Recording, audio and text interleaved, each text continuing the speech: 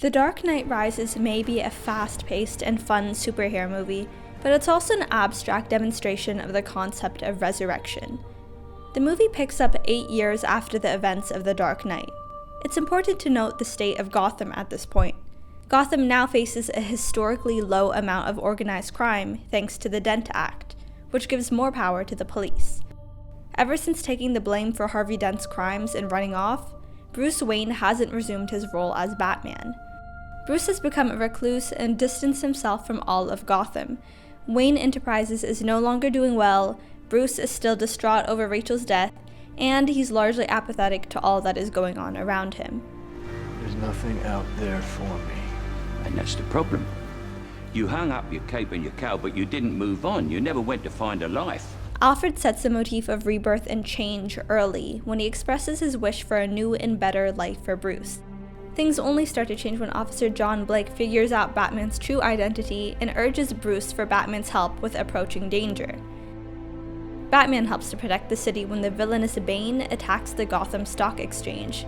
But after Selina Kyle leads him into a trap, delivering him to Bane, Batman is defeated in combat.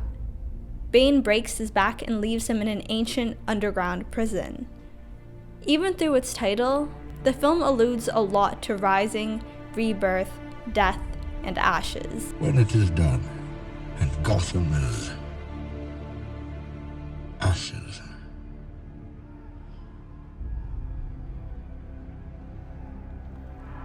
then you have my permission to die. The Dark Knight Rises presents loss, destruction, and death as matters that you can overcome. But sometimes a man rises from the darkness. The prison is the movie's largest piece of imagery of the concept of resurrection. Bane's prison is a deep pit which prisoners unsuccessfully try to climb out of. Bane describes it as hell on earth. From the dark depths of the prison, you can look up and see a circle of light from the outside world, a potential for a new and better life, a heaven of freedom. But to get there is a near impossible task. The walls of the pit are very difficult to climb. There are few places to grab a hold of, and the platforms are nearly impossible to jump onto. Everyone secures themselves with a rope so that if they were to fall, they'd be caught instead of falling to their death. Bruce regains physical strength after his back heals, but he too fails his climb. There's only been one individual to ever climb out of the prison, a child. Bruce is told that the child was special, as they were born in suffering and hardened by pain. Still, Bruce's mentality is that it is only with strength that he'll be able to make it past the jump which most fail at. It's not long before Bruce accepts that there needs to be a shift in mindset to successfully climb out of the pit. Bruce does not fear death. For years, he's been depressed and hopeless, with no regard for his own life.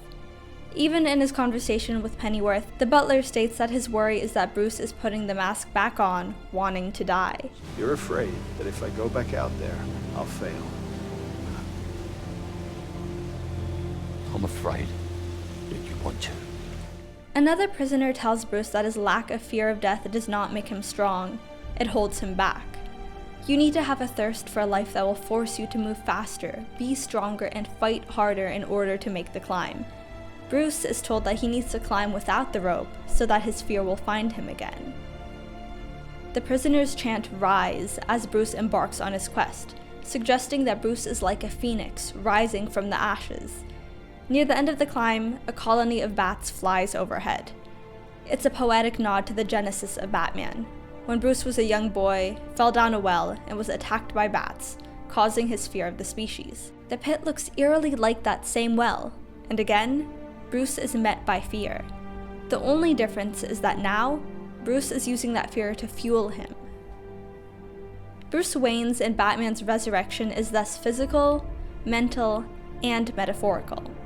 He climbed out of the pits of hell. He escaped from the bottomless hole of despair and hopelessness. He's risen to fulfill his potential, now born again with a clearer perspective of life. Bruce ends up saving Gotham and is proclaimed dead, despite being secretly alive. He's honored as a hero by Gotham.